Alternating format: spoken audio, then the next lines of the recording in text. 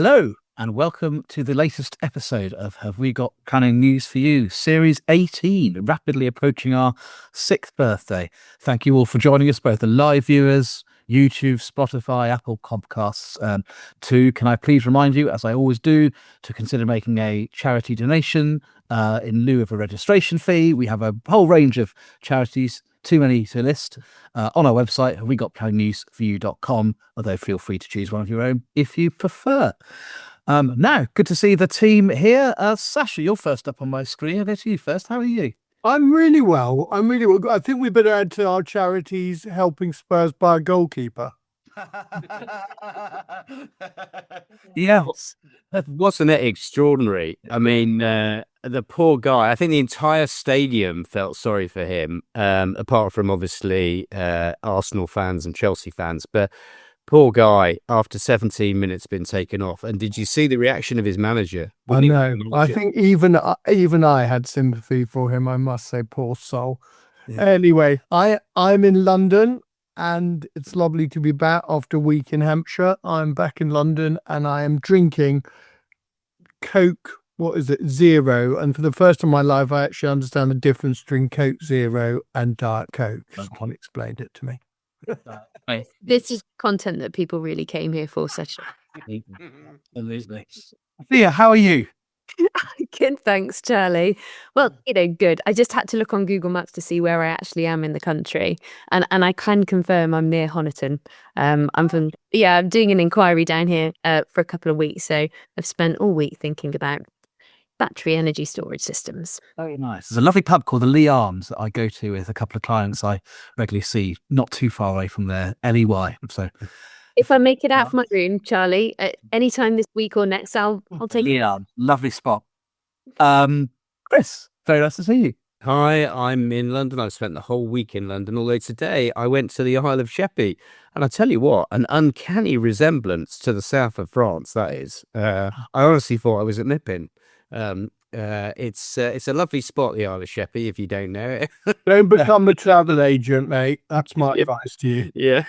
It's an interesting place, shall we say. Anyway, I'm in London. I'm drinking very similar to Sasha, although mine's cherry, which is zero sugar Coca-Cola. We have those in the fridge in Chambers, so I just help myself. Fantastic. We have champagne in the fridge in our Chambers, but unfortunately I'm only drinking coffee, and it's a very empty, nasty coffee mug. Paul, how are you? Oh, very well, thank you, Charlie. I've not been enjoying the Isle of Sheppey. I've been enjoying the delights of Newcastle. Went into a small shop in the city centre today and bought something called, if I can guess it, YIPA, man. How are the lads? How are the? So I'm going to have a taste of YIPA. Excellent. You're really settling in up there, aren't you? I know we. Do we have Tora or we do not have Tora? I don't think we do at the moment. As far as I can see. You don't read your messages, do you, Charlie? No, I don't. No. I'm far too grand to do that. She's in Mippin. That's right. Of course she is. Also known as the Isle of Sheppey. Yeah. I'm shocked that you didn't get my reference to an uncanny resemblance. Oh, boom, boom. Very good. Very good. You're here all week. Thank goodness it's Thursday. Now, Thea, tell us about the news. What's been happening in the world of planning recently? Yes. What has been happening in the world of planning? Well, first, I've got to shout out to my pupil, Laura Hilt, for helping me put this together while I've spent the week dealing with fire safety, contamination, air quality, hydrogeology, all of my favourite things. But regulations to implement the new plan making system under the Levelling Up and Regeneration Act, the LURA, were laid in Parliament last week and, of course, will come as no surprise to anyone. The two key regulations for local plan making purposes are first, the LURA commencement number 11 and saving and transitional provisions regulations 2026. I wish we could do better with naming these things, make them a bit catchy. But these bring the key provisions for the new plan making system under the LURA into force. Second, the Town and Country Planning Local Planning England regulations 2026, and those set out the process that local planning authorities must take when preparing a local plan.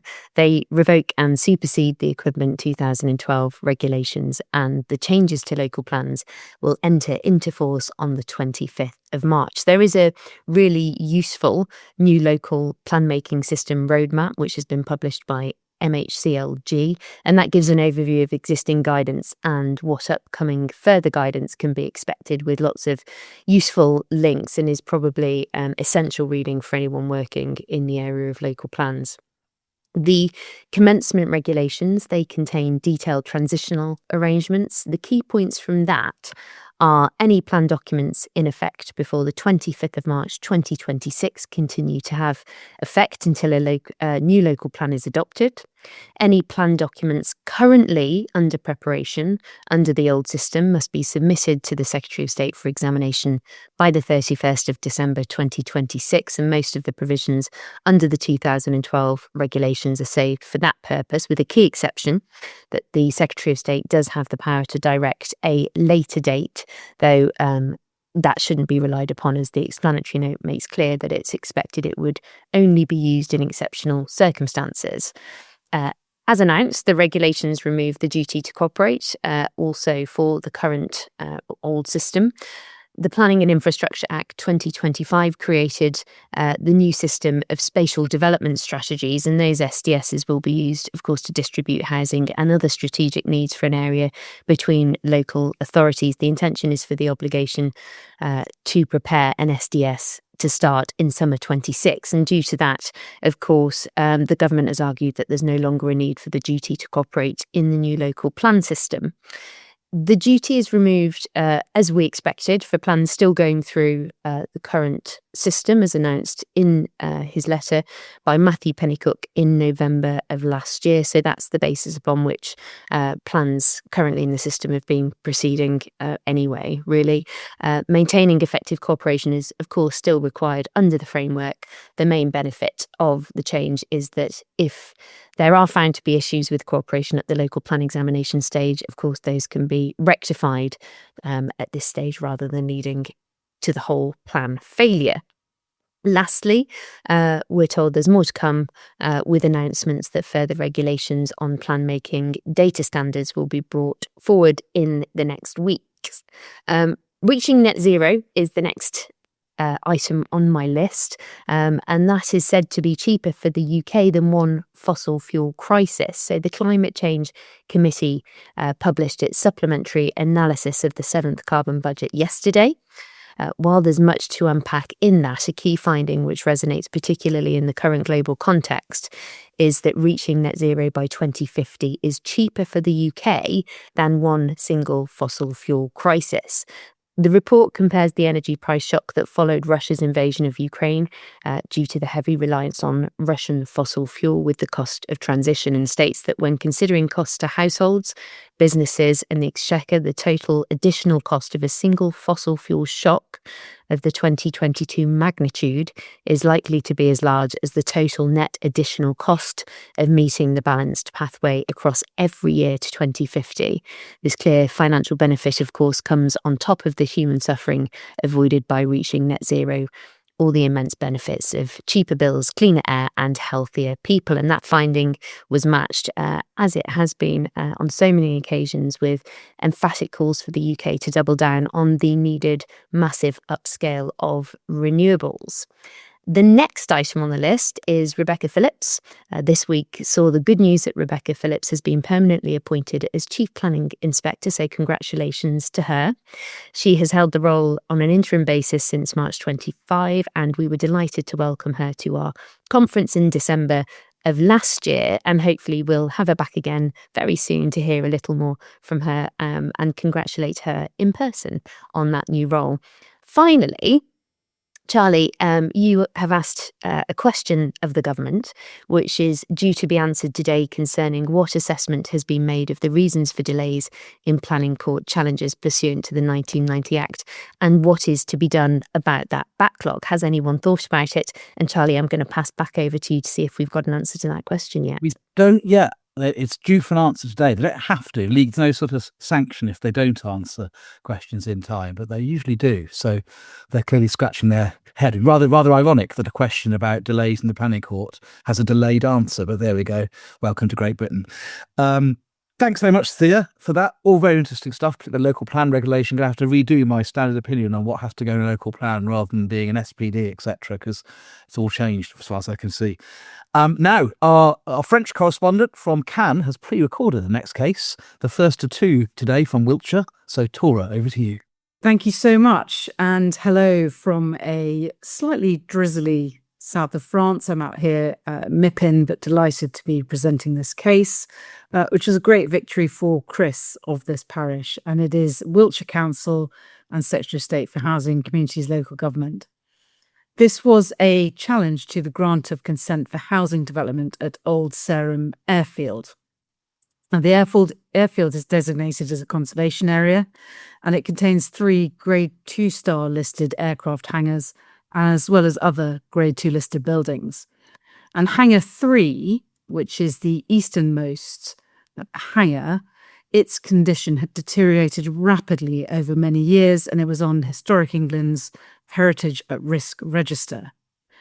There was a previous planning appeal for housing development at the site that was dismissed on the basis of heritage harm.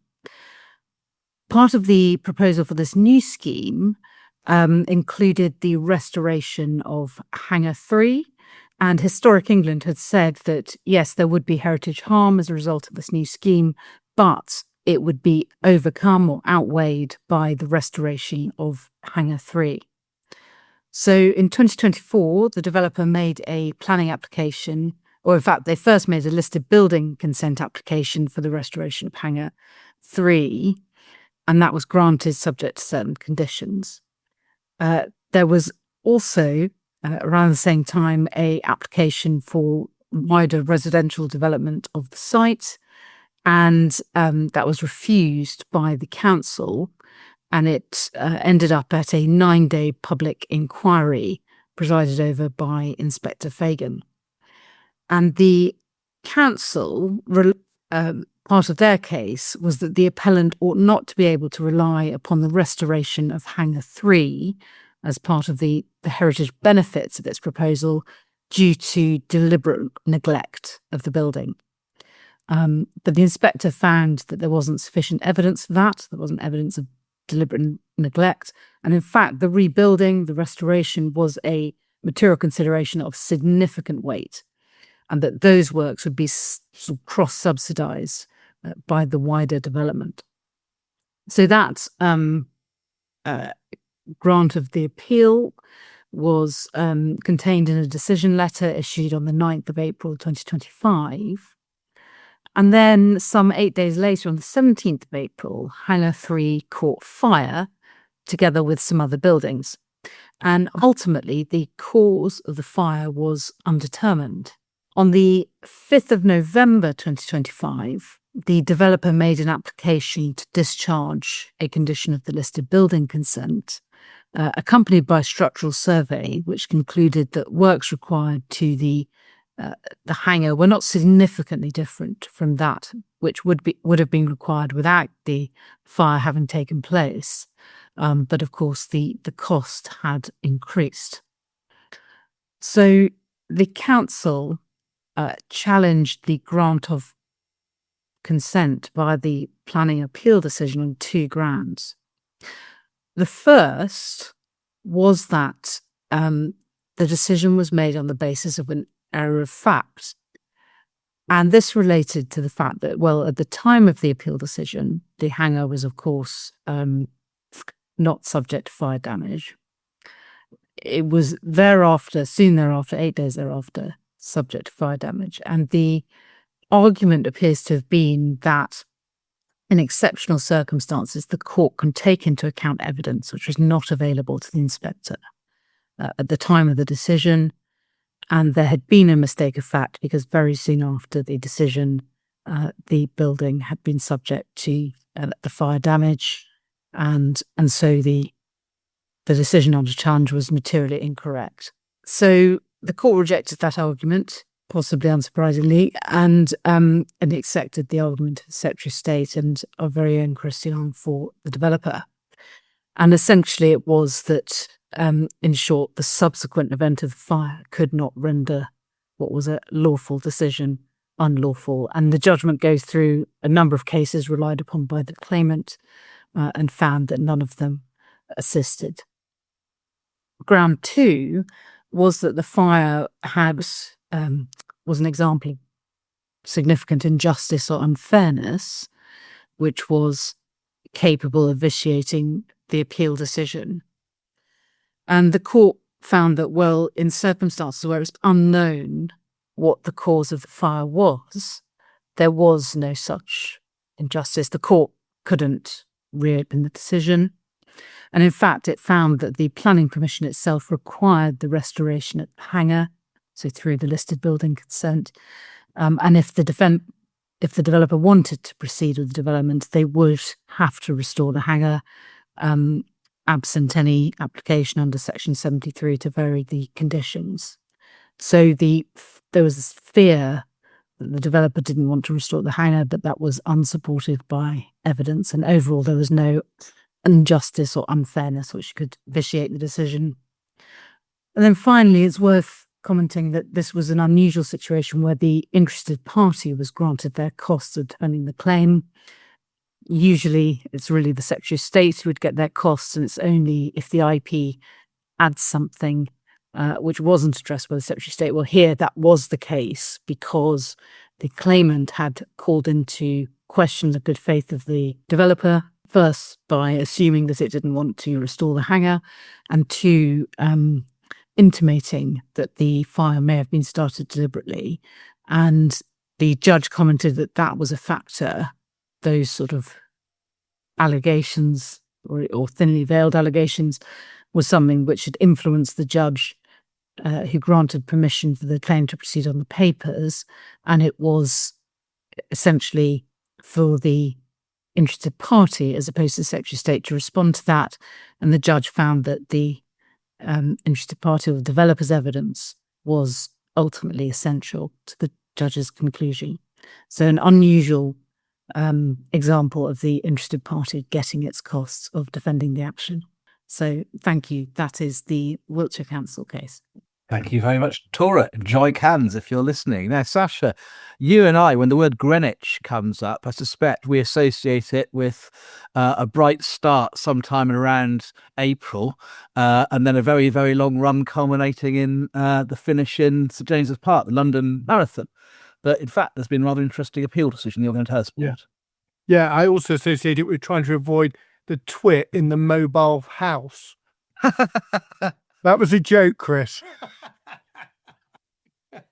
No, that was a phenomenal achievement. Very, very impressive. Very impressive indeed. So yes, I'm going to deal with quite a big student scheme in the London Borough of Greenwich.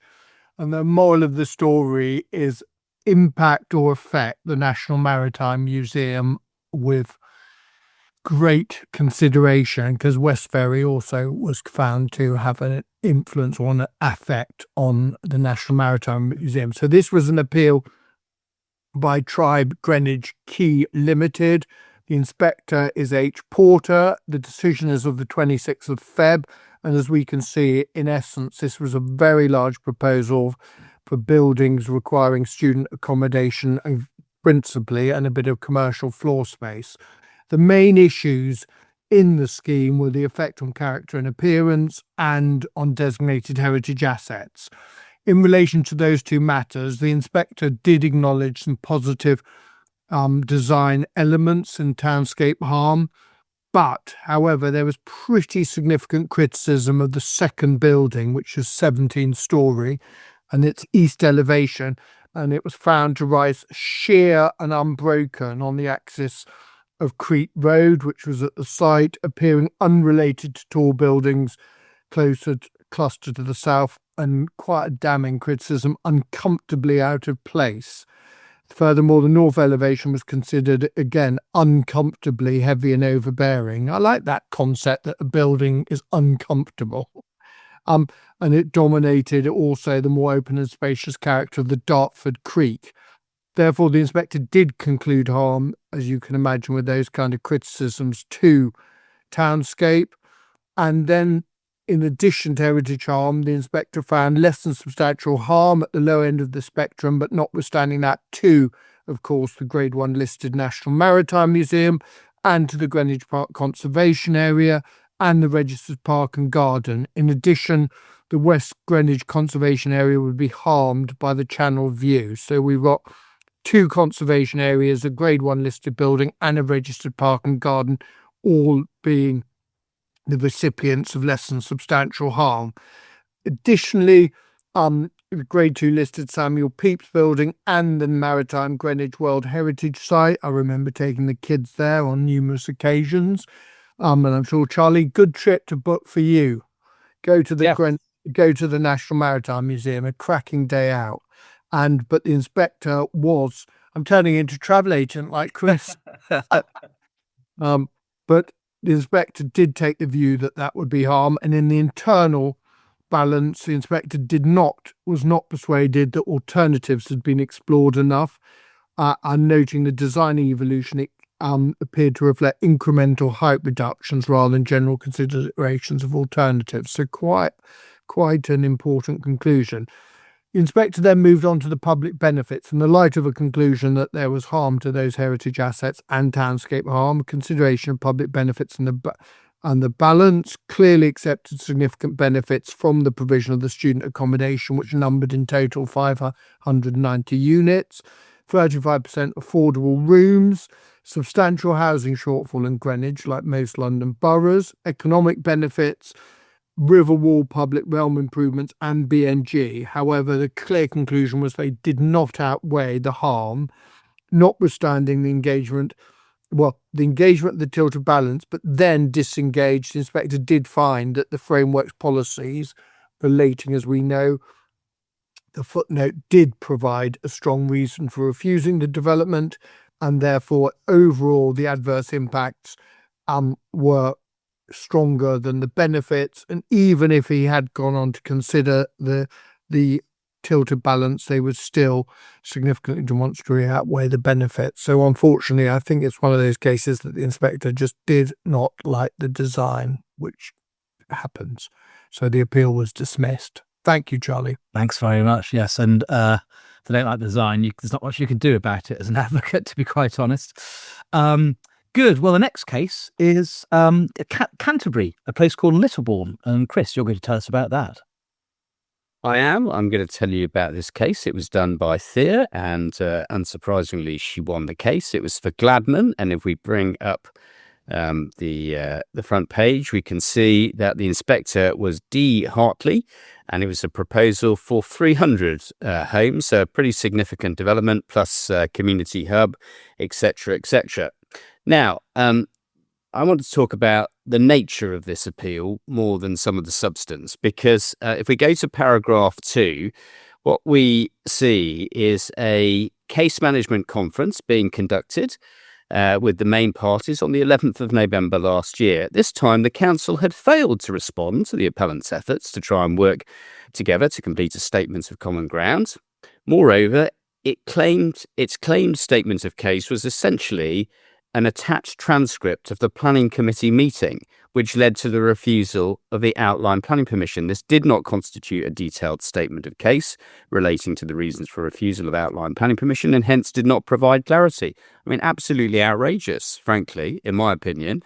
If we go to paragraph 3, in the absence of that statement of common ground, or indeed a detailed statement of case, I confirmed at the CMC that it wasn't possible to fully discuss all the procedural matters relating to the scheduled inquiry.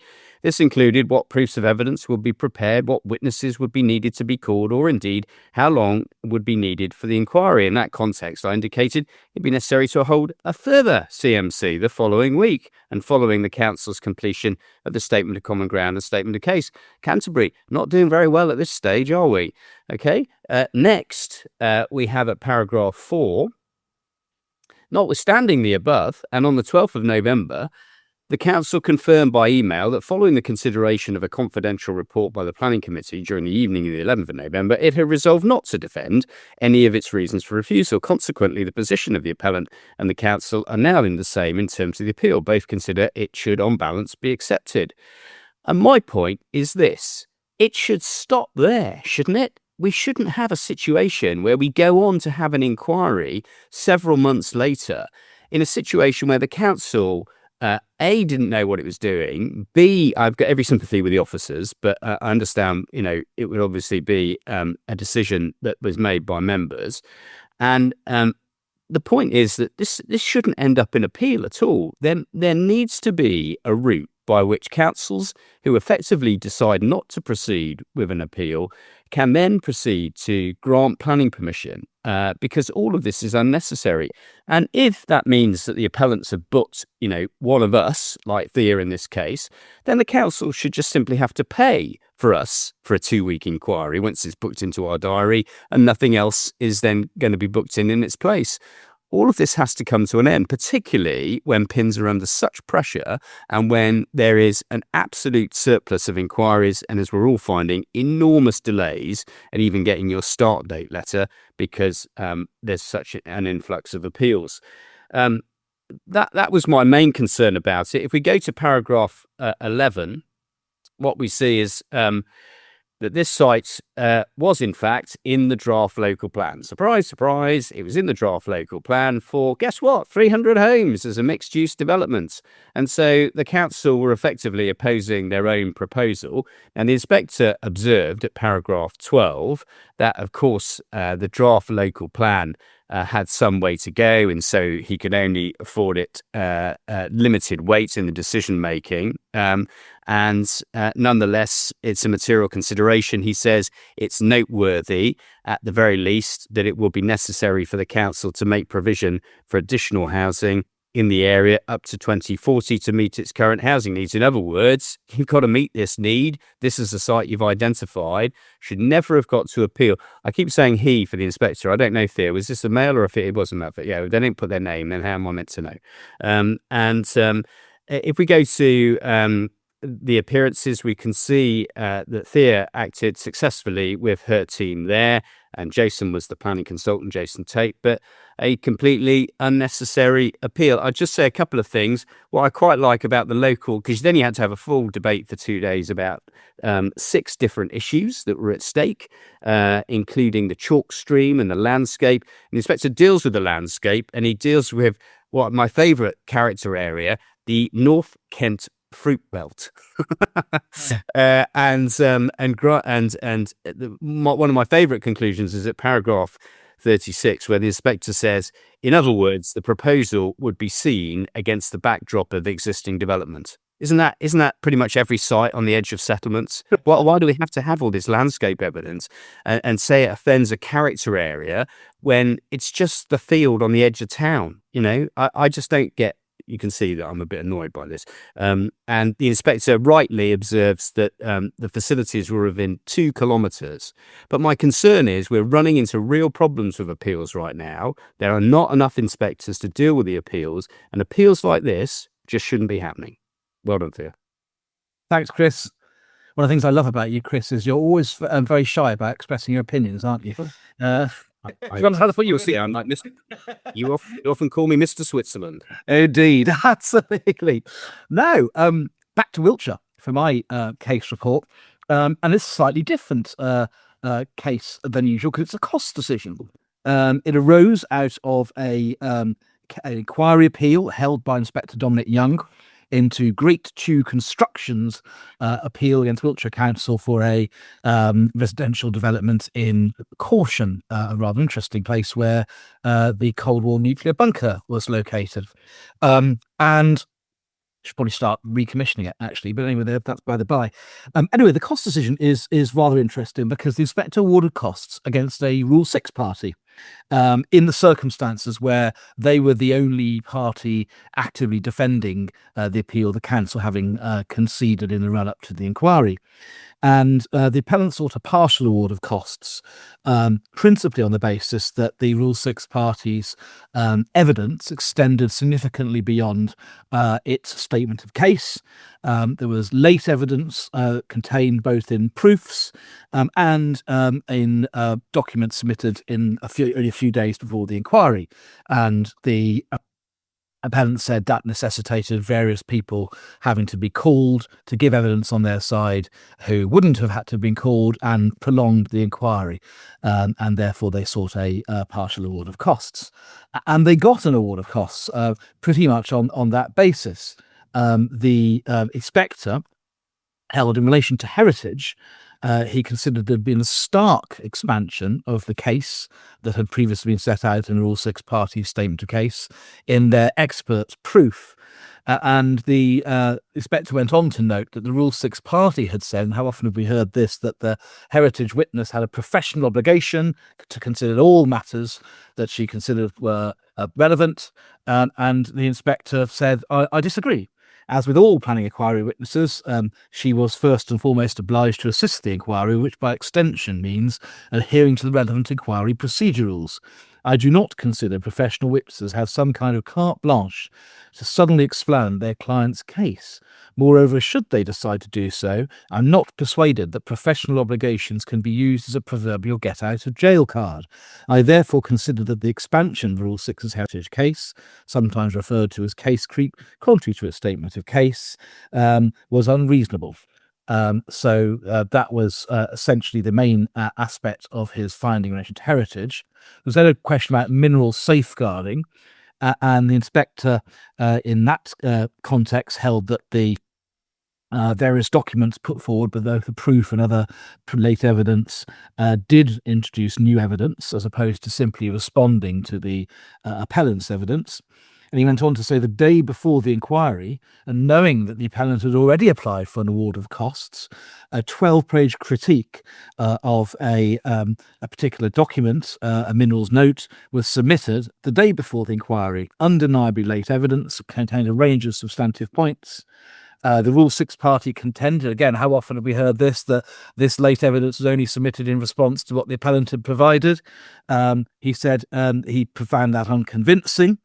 And he also rejected the suggestion that it was fair game to put this in response to a draft agenda for the round table discussion. He said it was a draft agenda, and it wasn't an opportunity to be used as a hook to introduce new material that hadn't been provided. And so the inspector thought the late evidence in that respect was also unreasonable. He then went on to talk about AI, and he said the appellant suggested some of the Rule 6 submissions may have been aided by the use of AI. And he noted the guide of the inspectorate to Rule 6 passing, if you use AI to generate data or alter any documents, etc., you should tell us to do so. And they didn't tell us that they had done so. They haven't indicated that in their material. And the inspector went on to say this: the Rule 6 has not commented on this matter in its cost response, something which I would have expected, particularly if the allegation was false. Having read the Rule 6 statement of case, I can appreciate why concerns have arisen. It's not just the detailed scope and lengthy citation of appeal decisions and case law that raises suspicion, but also the unusual layout and phraseology. It's very different to anything I've encountered before. No author other than the Rule 6 party's main person was identified. As far as I'm aware, they're not a planning professional. One is therefore inevitably drawn to ask how he could have produced such a document, which would have been a significant undertaking, even for the most experienced planning consultant. In light of the above, I have serious concerns. The statement of case was produced using AI, something which, undeclared, would, in my view, amount to unreasonable behaviour.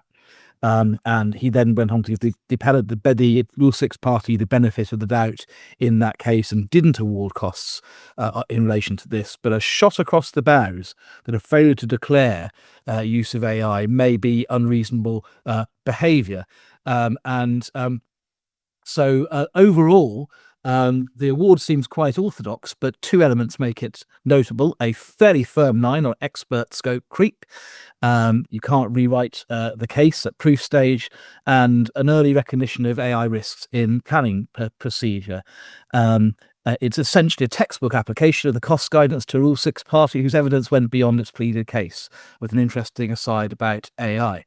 I must now declare that part of this report was produced using AI, and I'll let you guess which bits. Thank you very much indeed. Now we're going to continue with the interview of Paul Reilly, the Managing Director and President of WSP in the UK, Ireland and Africa, in charge of 11,000 employees. We had a fascinating discussion with Paul on all matters infrastructure and planning related, led by our own home Paul. So we have home and away Paul, Paul on Paul, and we will now let you watch this. Thank you very much. Right. Thank you, Charlie. So, Paul Reilly, President and MD of the multidisciplinary consultancy WSP from January 2025, with a particular responsibility for the Republic of Ireland, United Kingdom, and Charlie tells me also Africa, which seems a small bailiwick. You joined WSP in 2022, and you were MD for Planning Advisory, so you've had a bit of a meteoric rise. You were educated at Cambridge at the same time as Sasha and I. Right. Which troubles me a little bit. So if you know any dirt on Sasha, please let us know. Although I think you were the year above both of us. But you went from university to the financial sector. You worked with AT&T for 8 years, then to the Harvard Business School, and then before turning to our world, before you came to the dark side, where I think you went to Peter Brett Associates, becoming their MD, then Stantec, and then ultimately WSP, which I'm told are one of the one of the world's leading consultancies. You've now got about 70,000 employees, up from 15,000 in 2012 when WSP joined with a Quebecois company. And you are also the past chair of the Association for Consultancy and Engineering. So an extraordinary CV, Paul. Thanks. It's been fun along the way, Paul. Well, I'd like to think so. Otherwise, what's the point? So, first question, what on earth attracted you to the dark side of the development sector and luring you away from the good and saintly financial world? Do you think I made a career mistake, Paul? It's definitely possible. It's definitely possible. One thing that didn't crop up on the CV you just ran through there was I had a business at one time which manufactured and delivered fire engines and ambulances and police cars. We built a number of factories, and we built a number of warehouses and workshops around that. And that's when I came across planning. That's when I came across the challenges of planning and construction and engineering.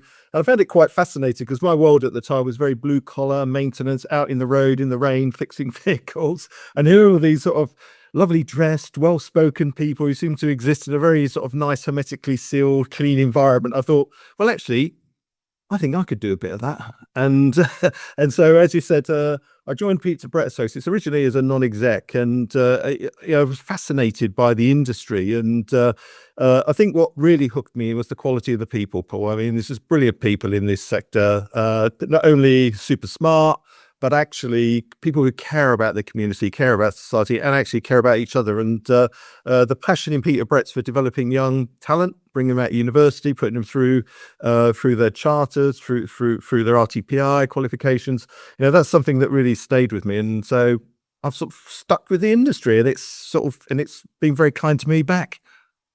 Well, you're welcome, and thank you for doing it. And you're now obviously an extraordinarily leading light, not just in the UK, but elsewhere. So I'm going to ask you a couple of bits and bobs in relation to that. But tell me this. Firstly, what does your role actually involve, heading up one of the world's largest consultancies?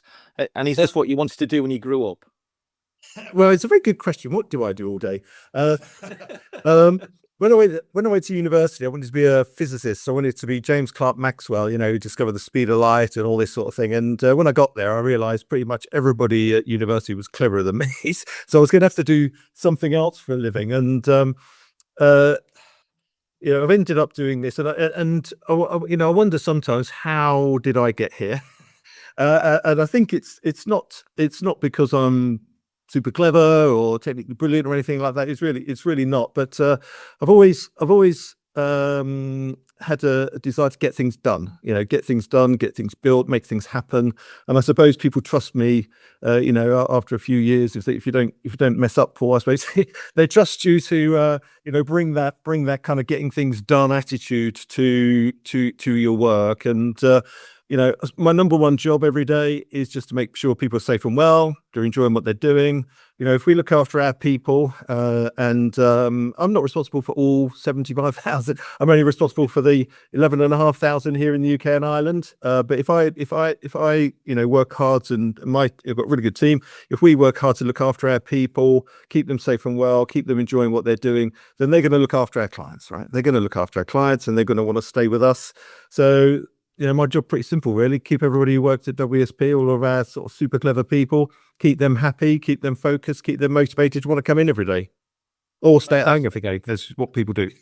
Yeah, true. So your international insight is something that particularly attracted us to inviting you on the show. So from the inside of the UK planning system, sometimes it often feels too complex, too slow. Notwithstanding successive governments keep trying to reform it, but the more that they reform it, the more that they mess it up, it would seem. So tell me, how does the UK compare with other jurisdictions? Yeah. Well, firstly, can I say that I think the UK planning system is a marvellous thing, and since 2010, I've had countless meetings with ministers, with civil servants, with everybody's a critic of planning, right? Everyone's a critic. And I actually think the planning system works really well. And the reason I know this is because in my job, I'm privileged to go around and see clients all over the UK and Ireland and across Africa, and we have a beautiful country, Paul. Paul, we have a beautiful country. Yeah. It works extremely well. I am a massive defender of planning, and I love planners, and it's such a difficult job to balance out the needs of the local community, the needs of the country with national infrastructure, the challenges of financial viability, working all that through, and actually persuading people that the scheme that we're putting forward can get built, will get built, and will be of a benefit. And so, planners are optimists, and I love an optimist, and I think the planning system works extremely well, and there's a lot that could be learned from our planning system in other parts of the world, as far as I'm concerned. Now, I am passionate about people wanting to invest in the UK, invest in our infrastructure, invest in our towns, invest in regeneration, to create jobs, to create a positive economy, and to sort out a number of the major social problems we've got in this country. And so we've got to tell a positive story. We've got to tell a positive story about planning. It does some brilliant stuff, and last year I was looking at I think Charlie was looking at the JR review, and I was looking at the effectiveness or otherwise of the DCO system. And at the time, there'd been 150 had been determined and 144 had been granted. That is success. That is success. And actually, I looked at the relative rate of determination, and it had stretched out by the terrible period of 4 months. It wasn't 4 years, it hasn't grown by 4 years. It moved out on average by 4 months. Now, there's a few projects which obviously hit a few problems, even at pre-application stage. Nobody talks about them, A63. And there's those which have got JR'd and got sort of tied up and then been withdrawn. And these are the stories everyone's telling. They're not telling the story about the 144 that have gone into construction and are making this a better country. We've got to get positive. And when it comes to the Town and Country Planning Act, I've sat there with people who've actually made decisions about hollowing out some of our planning resource, and they've been complaining about the system not working. And I feel, you sort of need to have a chat with yourself. We have got a really good, effective planning system. It balances out the needs of now with the future, with different elements of community. And if you can get community, well, you know this better than me, Paul. Well, if you can get community consent, then people will adopt whatever's built, and they'll look after it and they'll care for it. And that's, so we've got to take stuff through planning. But I think the planning system works very, very well. I've got clients who've invested in the UK, and they said to me, it's no more difficult here than anywhere else. Okay. But we seem to go around telling ourselves a story that it's, somehow, incredibly difficult. There are two things that actually drive the difference making. One is the availability of funding and who's paying for the thing that gets built. We've got our national debt equivalent to our GDP. We can't afford everything we want, right? So the actual funding and the financing of the infrastructure we're bringing forward, that is one challenge. Okay, we don't have a technical challenge, we don't have a project management challenge, but we have a funding challenge, and that's it. That's giving us a bit of a problem, right? The other thing we've done is we've introduced more democracy into our system, giving people more of a say, so everybody thinks they've got a right to speak up for what they want. In the short term, that's given us a few bumps, but I'm a long-termist, and we're learning from these last 10 or 15 years, and we're going to get a better system. We see that through the Planning Infrastructure Act that's gone through.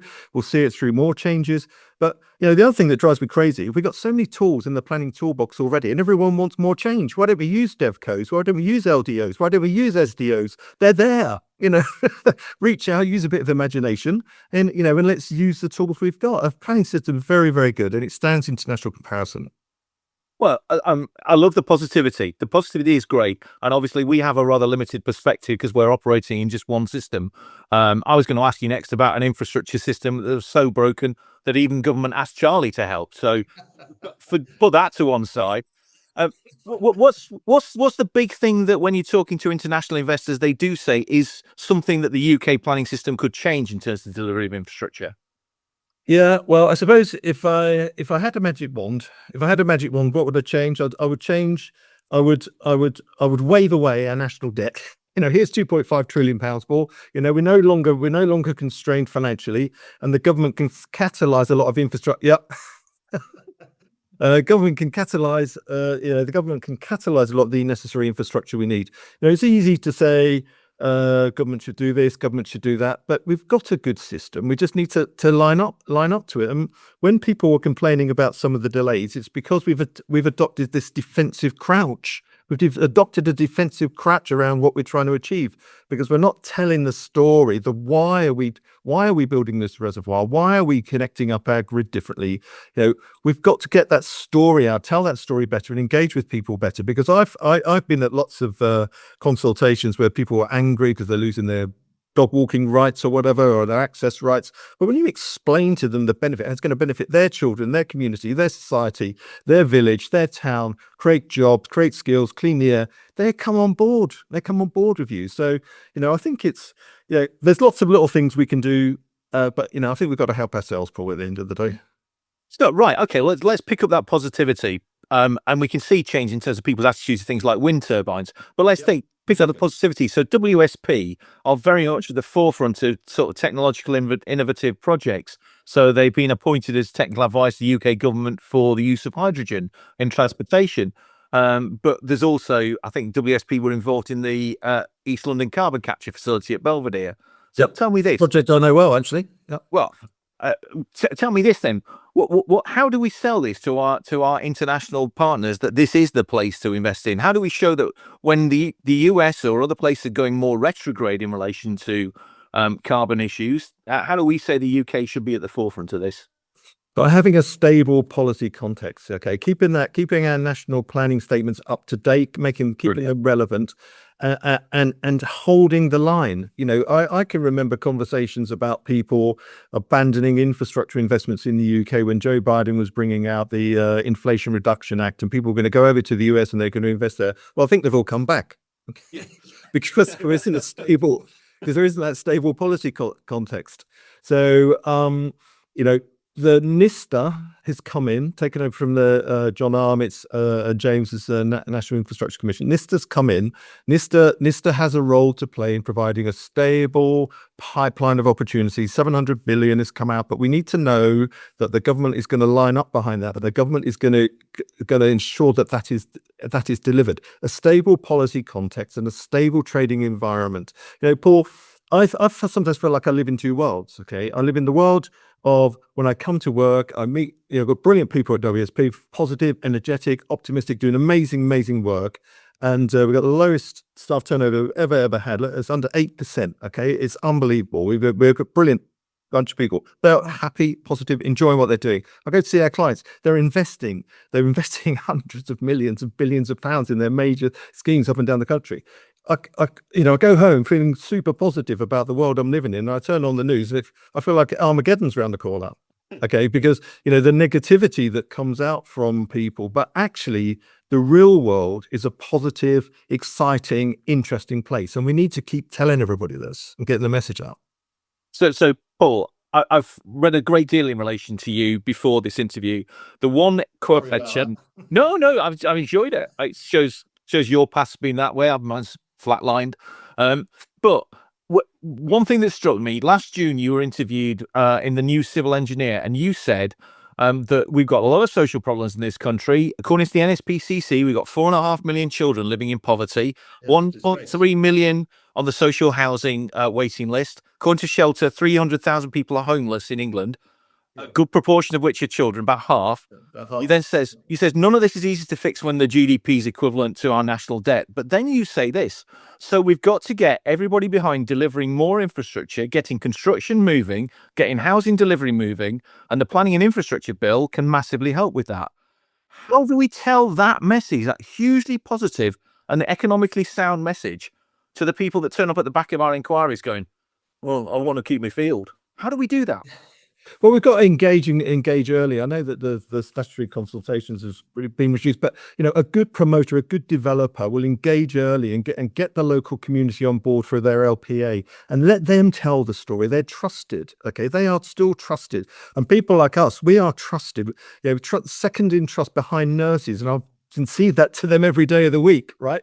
So we are trusted to tell those stories, and we need to get out there and engage with people because it does work. I've seen it work time and time and time again. And it also, there's responsibility on anybody who's got a microphone, a podcast, anybody who's got a position of responsibility to tell the positive stories. It's people keep saying to me, oh, why are we so rubbish at infrastructure in this country? Have you been on Crossrail? Have you ridden the Elizabeth line? An amazing engineering project. Do you live in London? Have you experienced what the benefits of Thames Tideway Tunnel, an incredible complex engineering project delivered, largely invisible to most people and fully funded, and a brilliant project. Silvertown Tunnel, again, another London project, but I'm in London at the moment, opened up, been delivered. Nobody even knew it was a thing that was going on. Okay. We are brilliant at this stuff, technically brilliant. Okay. But we always need to have the right delivery structure, and we need to have the right communication around our delivery strategy. And when we get that right, we're world beating. Fantastic, Paul. I'll play this at the start of each of my inquiries. Thea, do you have a question for Paul? I do. Thank you very much, Paul, and hello, Paul. And we've touched on some of these issues a little bit through your conversation with Paul already, but you're heavily involved in the transition to net zero.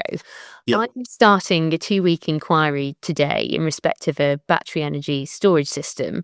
The council has conceded that we should get planning permission, and we've got effectively 2 weeks talking about battery safety because we have a Rule 6 party, and their main concern is that the thing's going to set on fire and contaminate the water.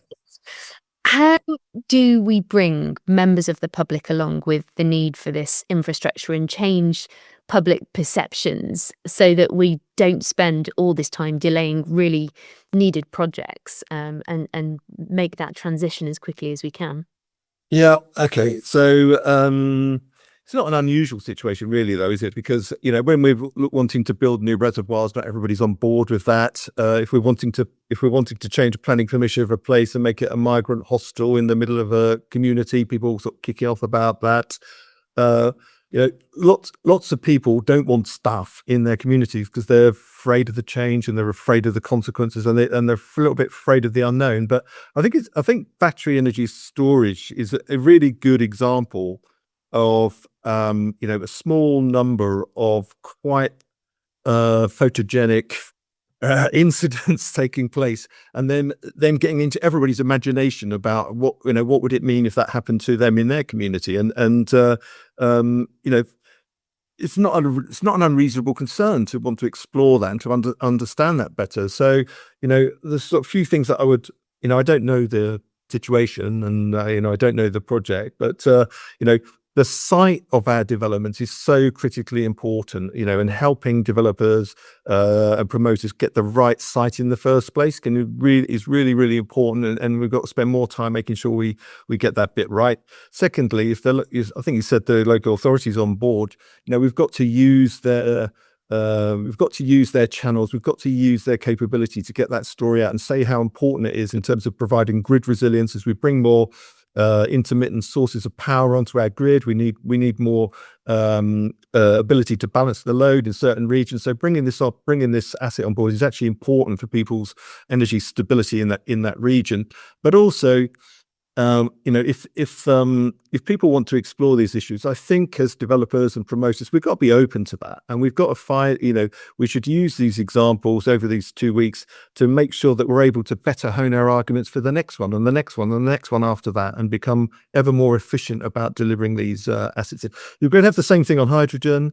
We're going to have the same thing on storage of CO2. There's lots of things that we're going to be doing in that energy space, many for the first time, and we've got to get those arguments right. Thank you very much, Paul. Thanks, Thea. Sasha, do you have a question for Paul? I do. Thank you, Paul. I was going to ask, obviously, we work with all sorts of different organisations, from one-person companies to obviously WSP and other multinationals. I just want to give you an opportunity.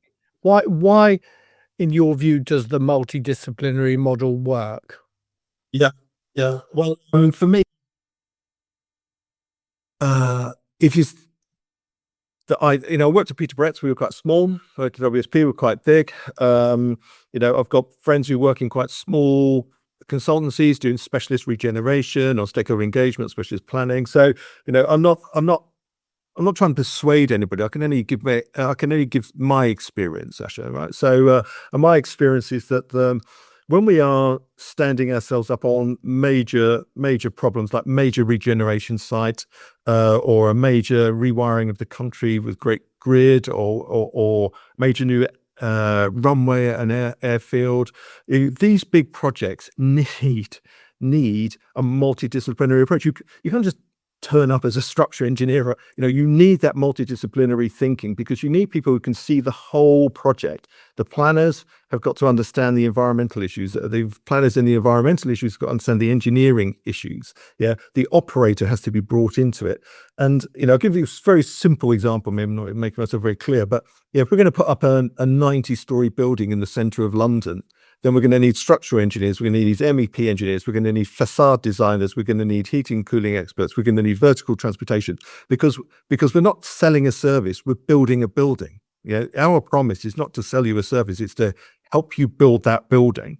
And at the base of the building, we're going to need to get planning, and you've got to understand the complexity of building something that's 90 stories high. To get that through planning, you need construction logistics, you need master planning, you need all the utilities to bring it on. If it's over a station, you need rail engineering capability.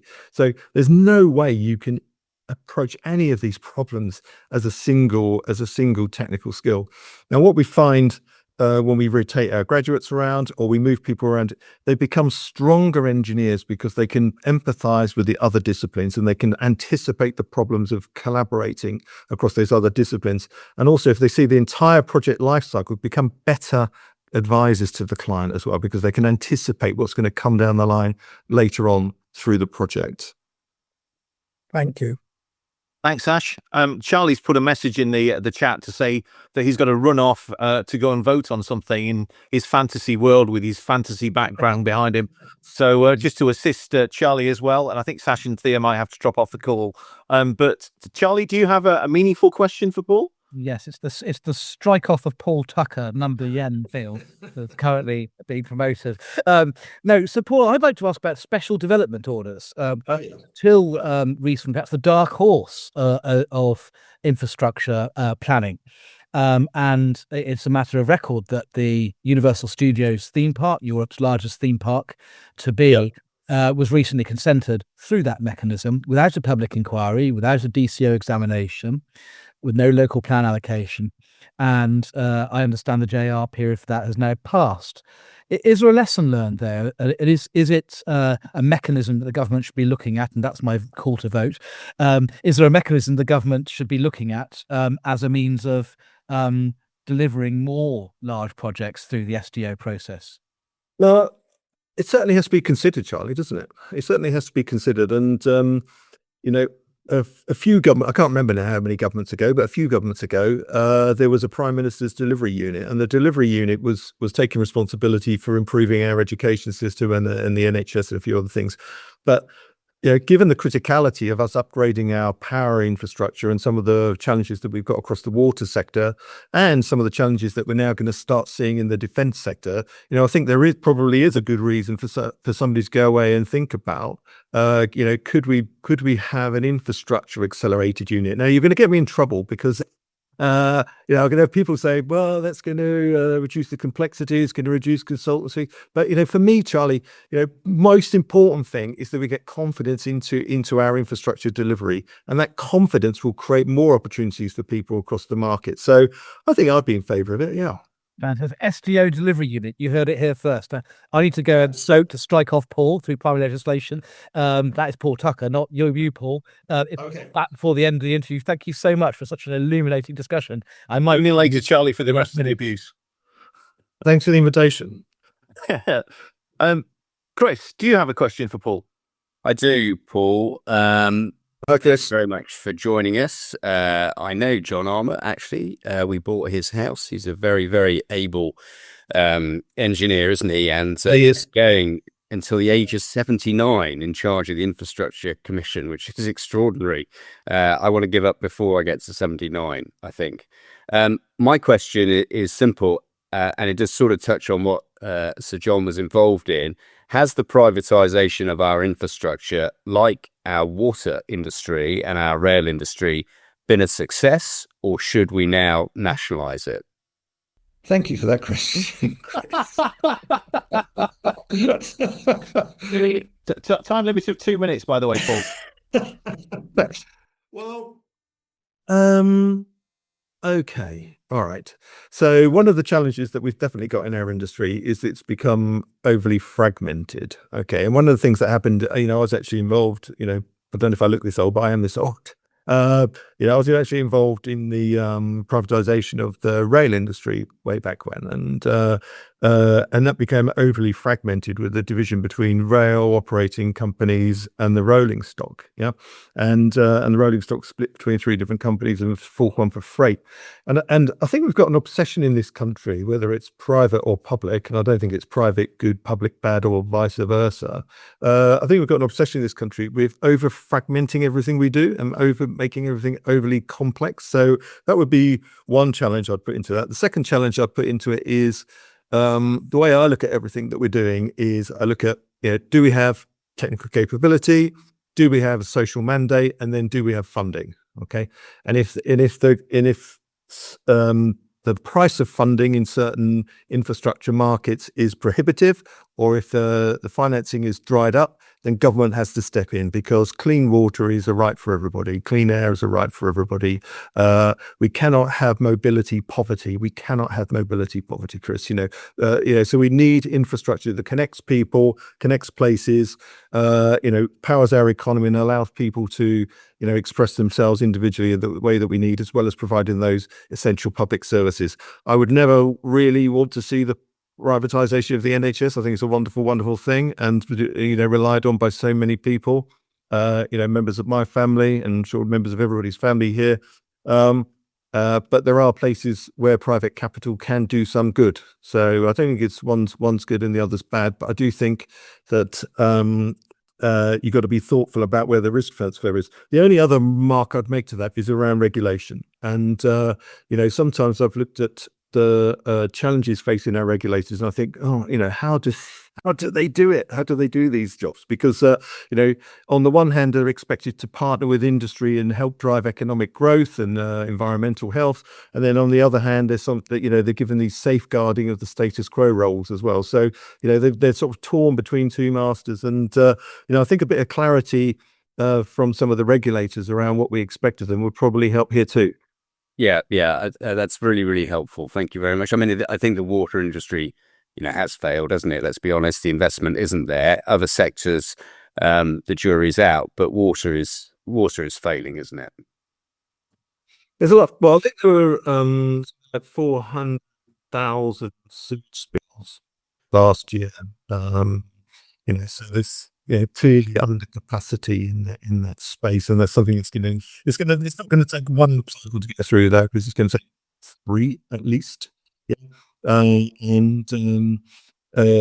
can't wave a magic wand to make things instantly better. We have to work within the constraints of people we've got, the money that's available to get that fix in place. But I think we owe it to the country to put it in place.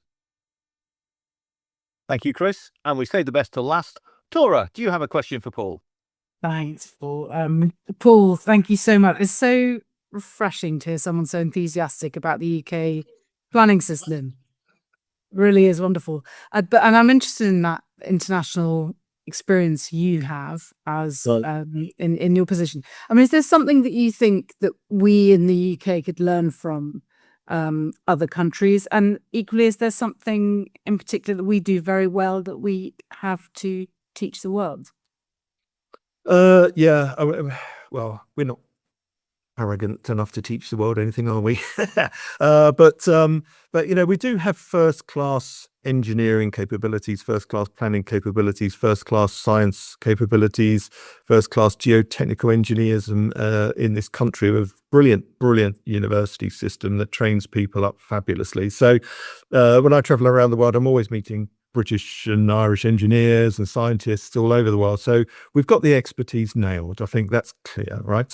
And so we should be proud of that, actually. And I remember, sorry, I'm just going off on one here, actually. But I remember a few years ago, there was a celebration of British engineering, 100 years of British engineering. And the news 10 guy that's not on there anymore, Hugh, somebody was comparing it, okay? And he sort of got running through all the achievements of British engineers over the last 100 years.